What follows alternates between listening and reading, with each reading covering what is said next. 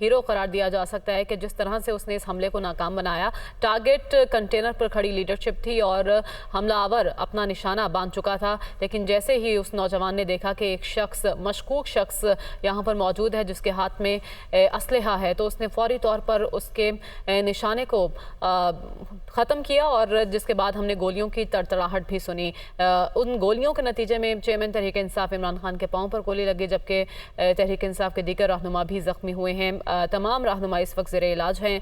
Chairman Tehreek Insaf को फौरी तौर पर गाड़ी में मुंतकिल करके लाहौर की जानिब रवाना किया गया, जहाँ शौकत खानम अस्पताल में इस वक्त उनका इलाज जारी है। ऑपरेशन में मज़ीद 1 घंटा लग सकता है। हमारे ज़राए से बता रहे हैं कि ऑपरेशन थिएटर में खान साहब मौजूद हैं और अभी मज़ीद 1 घंटे का वक्त दरकार है। उसके बाद ये खान साहब की खैरियत के हवाले से हम आपको आगाह कर सकते हैं। जबकि शहबाज गिल की जानिब से भी ट्वीट किया गया है कि चेयरमैन तहरीक इंसाफ इमरान खान इस वक्त ऑपरेशन थिएटर में मौजूद हैं, तो कौम से दुआ की अपील की गई है।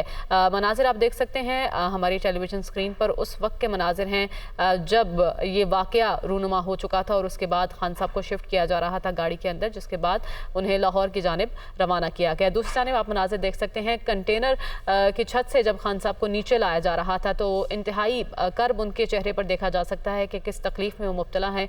उनकी पाँव पे गोली लगी है और यहाँ से उनको शिफ्ट करने के लिए गाड़ी में मुंतकिल किया जा रहा था। गाड़ी को फौरी तौर पर लाहौर रवाना कर दिया गया। इस वक्त लाहौर शौकत खानम के बाहर भी एहतजाजी मुजाहरा जारी है। कारकुनान की बड़ी तादाद जहाँ पर मौजूद है और तहरीक इंसाफ की सीनियर लीडरशिप भी लाहौर शौकत खानम अस्पताल में मौजूद है। असद उमर यहाँ पर हैं। वज़ीर आला पंजाब चौधरी परवेज़ इलाही भी खान साहब की अयादत के लिए पहुँच चुके हैं, जबकि मियां असलम इकबाल को भी यहाँ पर देखा जा सकता है। सिक्योरिटी के मामलात को बेहतर बनाने की हिदायत भी जारी की गई हैं। इस वक्त तमाम तर फोकस खान साहब की खैरियत पर है, उसके बाद ही आइंदा के इलाही अमल का ऐलान किया जाएगा। उमर सरफराज शीमा ने भी अब से कुछ देर पहले मीडिया से गुफ्तगू की और उनका भी यही कहना था कि इस वक्त हमारा फोकस ज़ख्मियों की इलाज पर है और इस वक्त खान साहब का ऑपरेशन जारी है। एक हमलावर गिरफ्तार हो चुका है जिसका इकबाली बयान भी हमने आपको सुनवाया, जबकि एक की तलाश जारी है।